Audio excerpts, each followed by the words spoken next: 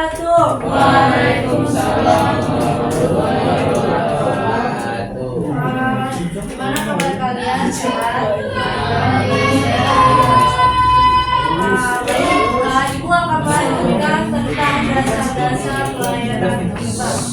Yang pertama ada pokok pembahasan yang kita bahas. Ada 7 bagian. Standar penampilan pribadi di tempat kerja maupun belajar. Yang kedua, menurut Lovelock terdapat 5 prinsip. Yang ketiga, strategis pelayanan prima. Yang keempat, pengelola pengaduan ada 6. Yang kelima, pengertian pelanggan. Yang keenam, ciri-ciri dari pelayanan pelanggan di antara lain. Yang ketujuh, bagaimana pengelola pelanggan perusahaan biasanya melakukan beberapa strategi antara lain. Yang pertama yaitu standar penampilan pribadi di tempat kerja kalian. Maksud dari sini kalian mengerti tidak?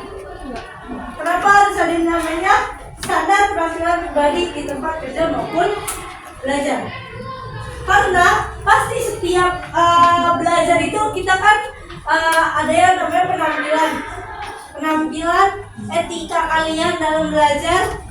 Penampilannya seperti kayak contoh di sini kan ada yang namanya boleh secara umum bersolek atau berhias sewajarnya, ya, maupun di sekolah atau ketegasan terhadap kelebihan berhias secara berlebihan menimbulkan kesan kesorok. Kayak kesan tersorok itu maksudnya gimana?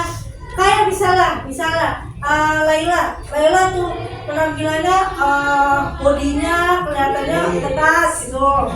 Terus kayak bedak, kayak yang lain-lainnya kayak gitu. Itu yang harus dijaga dalam sifat-sifat terbaik dalam standar penampilan pribadi. Yang kedua ada yang namanya terjeramah. Yang kedua ada handal. Yang ketiga tanggung jawab. Yang keempat ada jaminan. Yang kelima ada empati.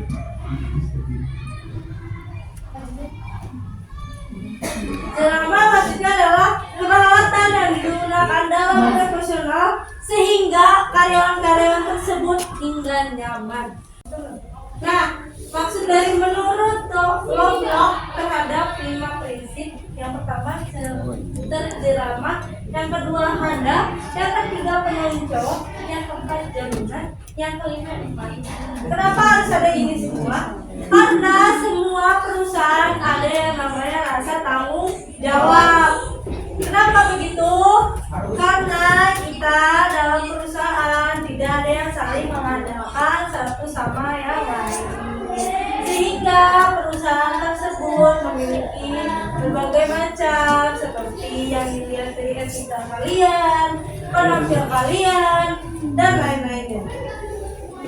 Yang ketiga ada strategi pelayanan prima, penyusunan standar pelayanan prima. Yang kedua ada penyusunan SOP. Yang ketiga pengukuran kinerja pelayanan. Pengelolaan pengaduan ada 6 bagian. Tolong bacain. Parah. Mengelola pengaduan ada 6. Yang satu, menyusun prioritas dalam penyelesaian pengaduan. 2, penentuan pejabat yang menyelesaikan pengaduan.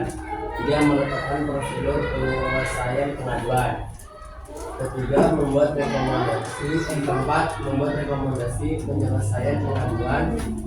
Kelima, pemantauan dan evaluasi penyelesaian pengaduan kepada pimpinan. Keenam, pelaporan proses dan hasil pengaduan kepada pimpinan.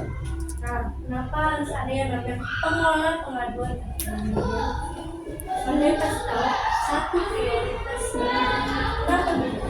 Prioritas bekerja itu pasti ada yang namanya suatu pekerjaan itu kita harus kasih tanggung jawab dan memberikan pelayanan terbaik pada customer yang kita miliki. Yang ketiga adalah pengaduan kepada pemimpin. Jadi perusahaan gini, gimana bulan ini berkembang atau tidak? Jadi kita melaporkan kepada kepemimpinan tersebut. Nah, yang ini adalah pengertian pelayanan kelima yaitu istilah kata. Ini ada ciri-ciri dari pelayanan prima atau yaitu adalah loyalitas tinggi, frekuensi pembelian, ada rujukan promosi mulut ke mulut, ada umpan balik dan rentang waktu. Nah, kenapa harus ada begini?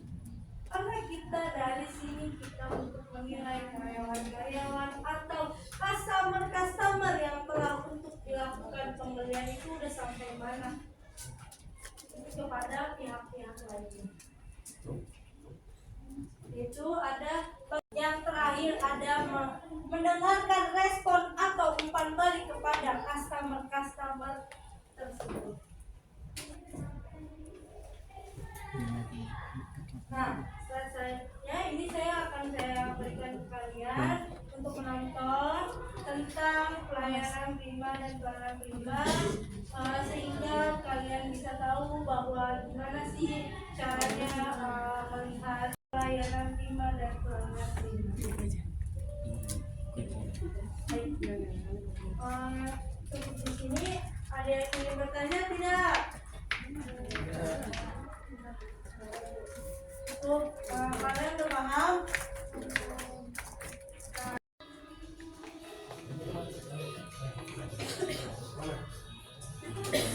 Ini kalian simak dan dengarin kalian.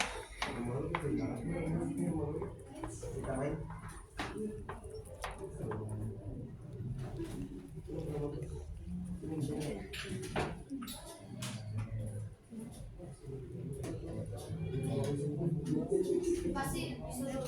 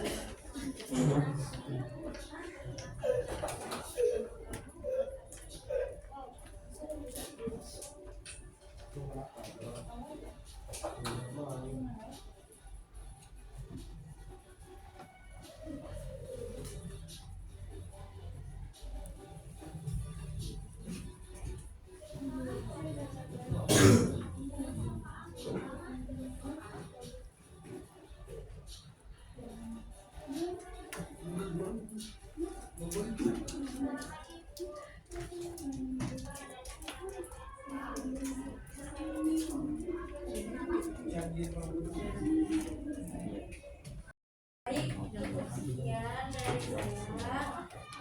Untuk video yang tersebut yang tadi saya sudah tayangkan, kalian kerjakan semaksimal mungkin ya.